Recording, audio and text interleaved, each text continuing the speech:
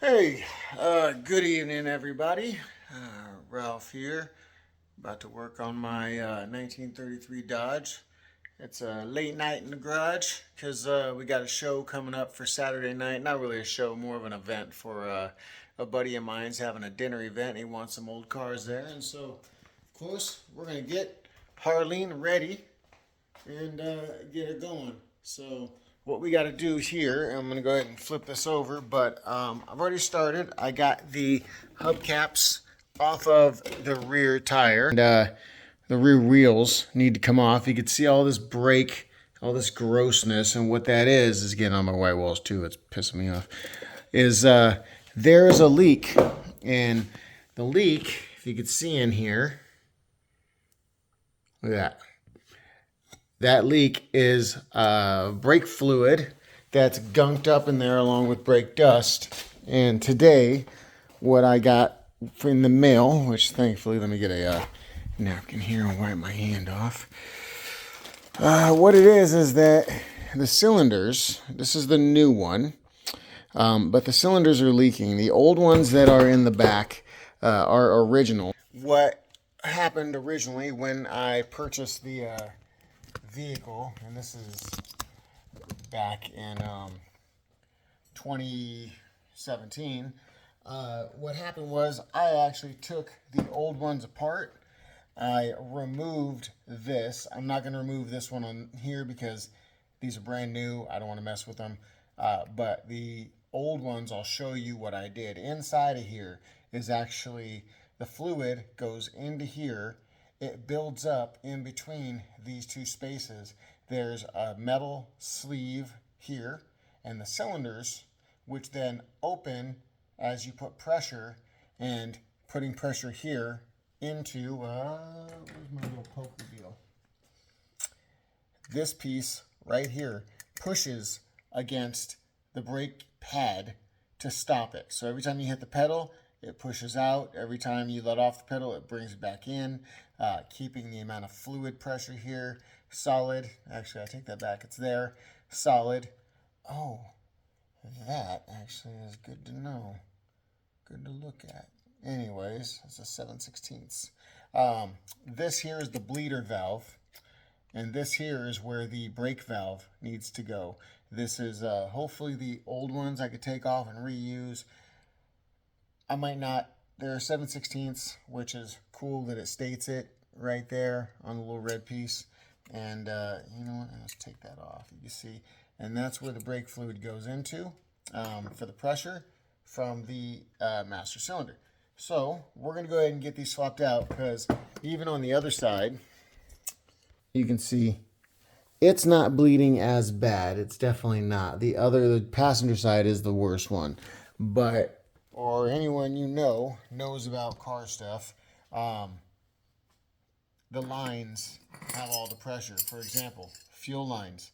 These fuel lines have so much pressure going through there that it's got to be right. It's got to be, because otherwise, if you hit the brake one day, you're driving down the road, you can't stop. My car at the moment doesn't have an e-brake. There will be a write-up on how to add the e-brake to the 1933 Dodge with the T5 transmission adapter added to it. That's coming later. So right now, what I'm going to do is go ahead and take off the wheel, and I got it jacked up kind of, but I got to undo the bolts, and then we're going to take the wheels off. Then I got to use a puller to remove the drum, and after that, start taking apart the brake assembly. And I really shouldn't be doing this right now because it's late night, and hopefully everything works out so I can get to the Saturday deal. But we'll see. We'll see what happens. It should only be, I'm guessing, an hour to hour and a half worth of work to do the job on this. So now, one fun thing is that we got to take these bolts off. These are the bolts to the wheels. We got to loosen them. Well, the thing is, in 1933, what they did is one side is lefty loosey, righty tighty. The other side is righty tighty, lefty loosey. Whoever came up with this idea, whatever, it's 100 years ago almost. but I don't remember which side is lefty loosey, righty tighty. So we're gonna get the piece, the nuts, not the nuts, Jesus, it's not right, the sockets, and then we're gonna get the breaker bar out, break that thing. So let's see here. I'm guessing it's definitely wasn't the first guess. So that's 11/16. So we're gonna go a little bigger. Maybe it's 13/16. Smaller than 13/16. Oh, here we go. All right, 2 down and 100 more to go. I'm gonna pause it and find this. Nope.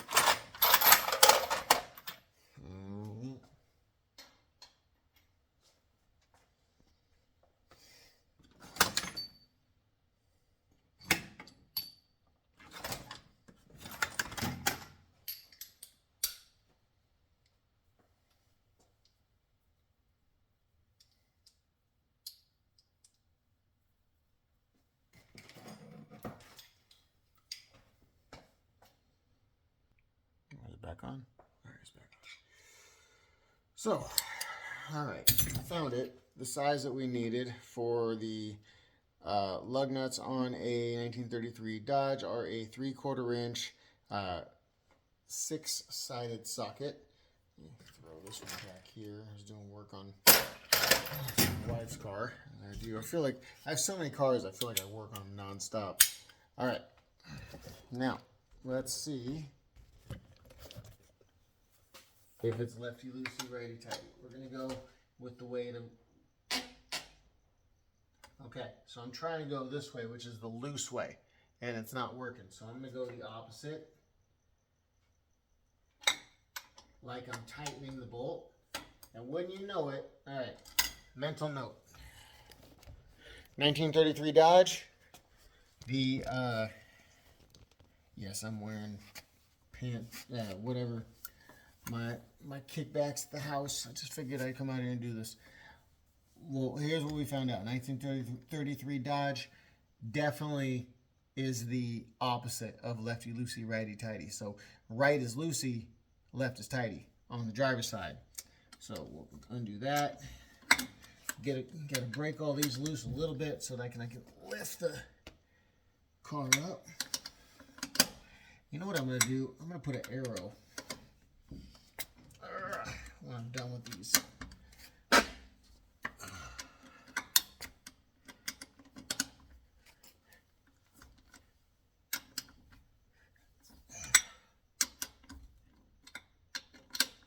All right, let's go to the other side. Now,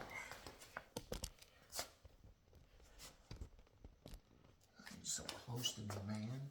All right, this side should be normal. Oh, shoot. That was loose.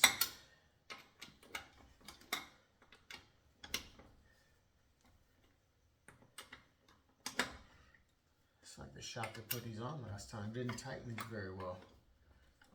All right, they're all loose. Let's get this thing off the ground.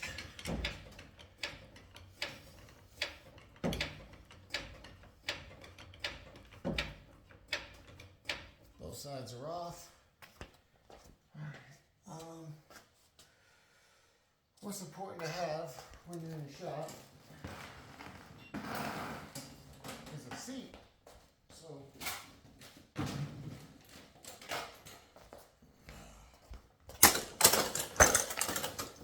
sit in, get her down. Well, before I go crazy, I am going to do something that I normally don't do. I'm going to put gloves on, so give me a second.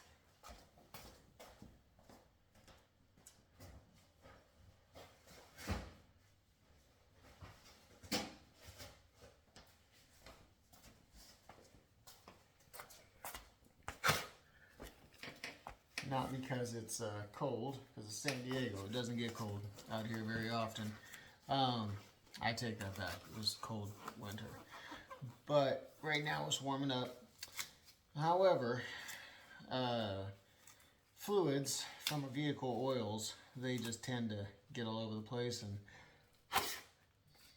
And the other thing is brake fluid tends to be the smelly, gross one that I don't like. Oh, look, my rubber broke. That's all right. Not worried about it. So, let's get this off. I'm just going to run a full video. I don't even know what. It might be upside down. Looks like it's upside down, this phone. Doesn't matter. But you know, the thing is, when you start working on these old cars, I talk to guys all the time about this. It's like, what do you do when you work on your old car? Do you just tune out music?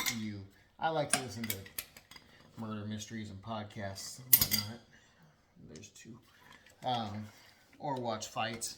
I definitely watch a lot of fight videos while I'm doing stuff like this. But one of the funny things is all those car guys, like, I had to get out of this car at the Good Guys Del Mar 2025, and I had to start it using starter fluid, which is fucking embarrassing. If you really want to come down to it, it's one of those things that you do and you're like, oh my god, I gotta get out, pop the hood, spray some stuff inside, spray the starter fluid inside the carburetor, and you're like, come on, dude. It's really, it's not fun. Where'd it go? They all keep dropping. This oil seems to have loosened all these lug nuts. They were on tight, but they weren't like tight. I bet they weren't to torque spec for sure. And another thing I'm going to do is probably do a tutorial on how to clean these white walls. There's a couple of new methods that I'm going to try out. Actually, it's not new. I take that back. I'm going to try SOS pads. I'm going to try some other chemicals. All right, let's take this off. There's the white wall.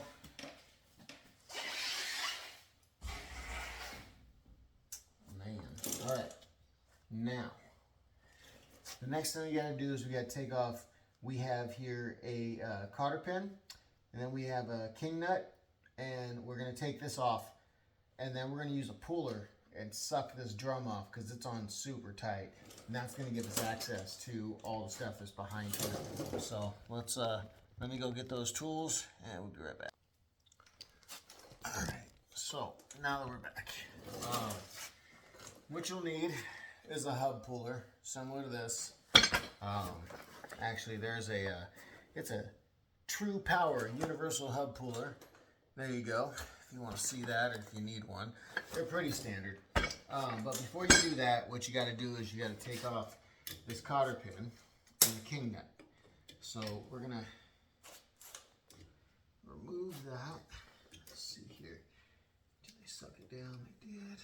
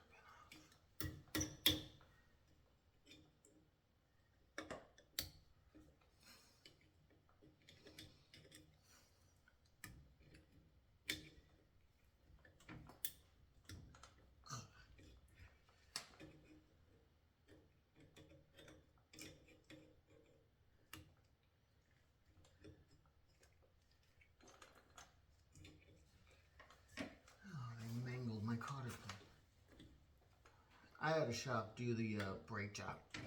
Well, back. Whew, don't do that. And, you know, shops tend to overkill everything, like the cotter pin 2 different ways as opposed to 1 way. Hold on. Let's get something to do it better pliers. Better needle nose, honestly.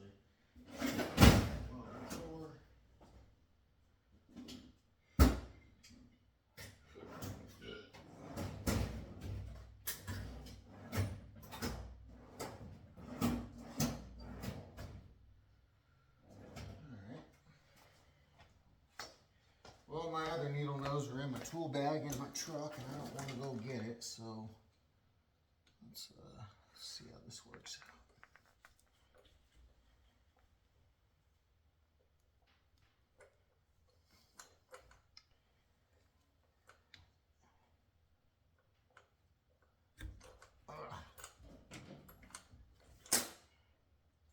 There we go. All right, let me show you what I'm doing.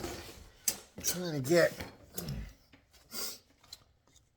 get this cotter pin out, and it's a pain because it's got to go through a hole through the king nut, and the cotter pin's just bent up enough to where it's a pain in the butt. I don't want to break the cotter pin because otherwise I got two pieces of metal I got to deal with. So you got to work it out slowly.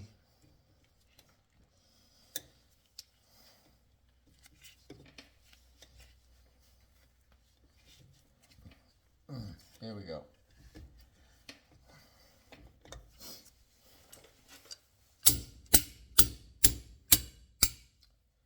Bam, cotter pin out. All right. Now, you might have seen my awesome hammer that I'm using.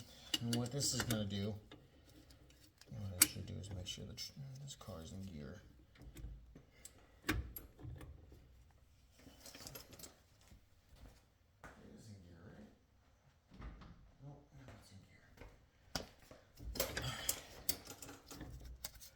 So, alright, I have a rear end that doesn't matter if it's in gear. That's something else I forgot. So, what are we going to do here? We're going to use this bar, stick it in here, so I put pressure this way.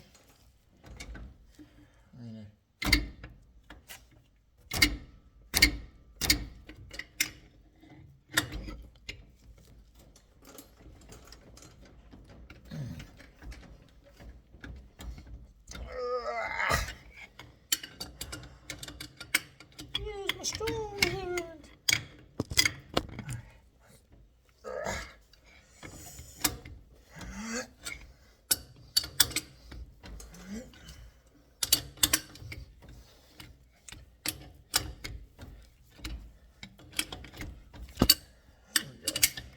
Atta girl. Let's see if I can release that. There. So, take this nut off. There's going to be a washer behind it.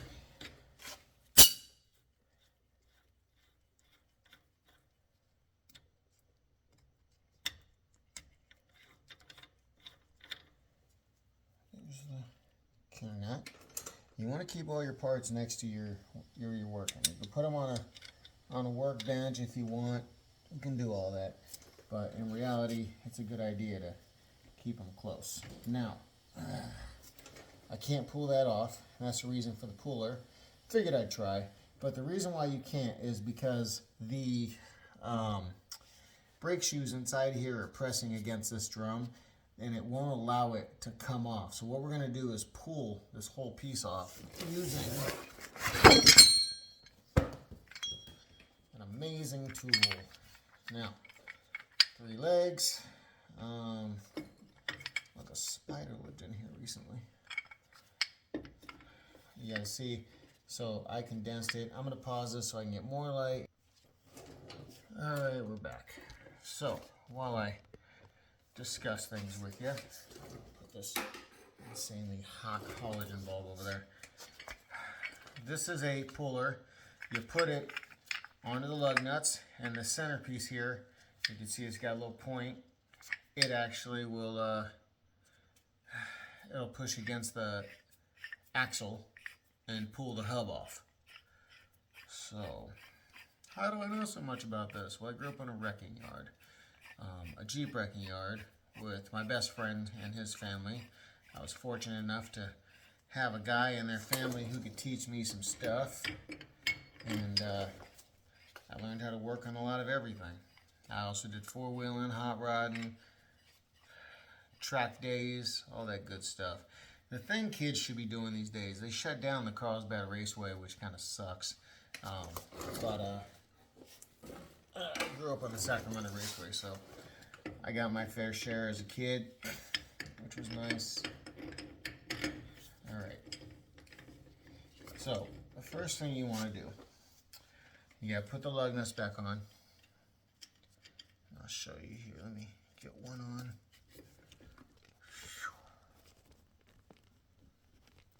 Let's see. Now, that's I'm gonna get the lug nuts on just a little bit. Each leg, you know, you definitely want to tighten them as far as they can go. You don't want to have them all loose, but you want to have them around, down tight enough to where you don't need to tighten them on. You just snug them on. Just a little snuggy. Take this guy. A smarter gentleman would have took the socket that I had. If it'll work.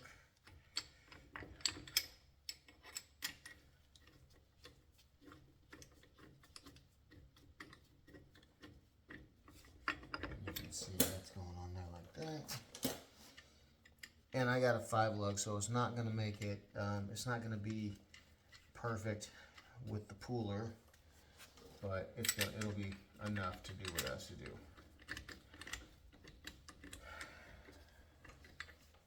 Now the actual lug nut bolts on the back of here are attached to the brake hub, and what I'm going to do is get this center piece. You can see in there, well, better see this side. You can see in there the center piece. I'm going to get it right in the center, and then I'm going to snug it on straightforward. So, pretty simple stuff. Let's see if I can get it.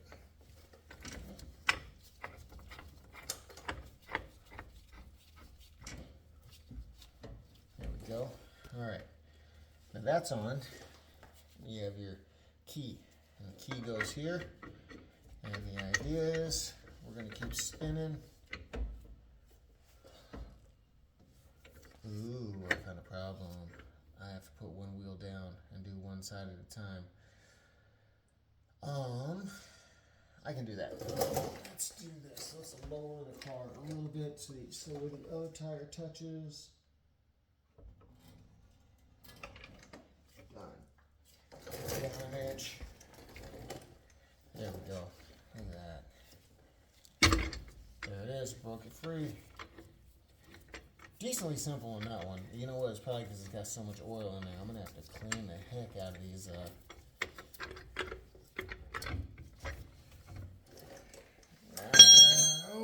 Loud noises are great.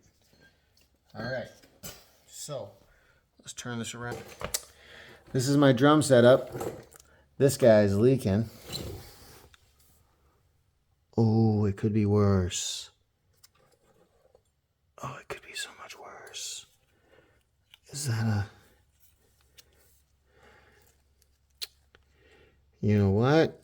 I think I actually have a rear end leak. That could be a totally different issue. I thought this whole... Well, no, I gotta have a brake leak. Maybe I have both. Alright. So I've thought this whole time, I have to have a brake leak because I keep having to refill the master cylinder every time I leave.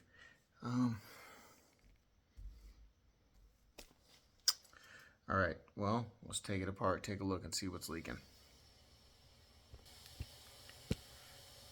So, if there's anything leaking,